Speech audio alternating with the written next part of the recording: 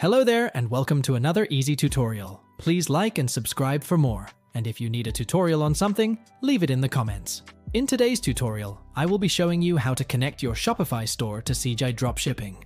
Start by logging into your Shopify account and choose Apps. Next, type in Cjdropshipping and click on it. If you get this Review Your Security Settings pop-up, just click on Confirm or Remind Me next time.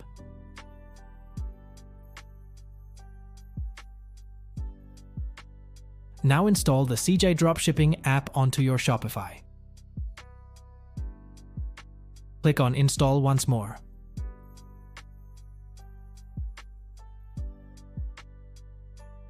After that, you will have to create an account or log in if you already have one.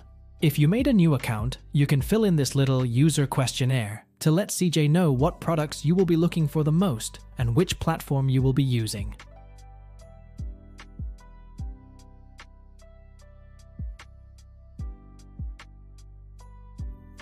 In Store Authorization, click on Shopify.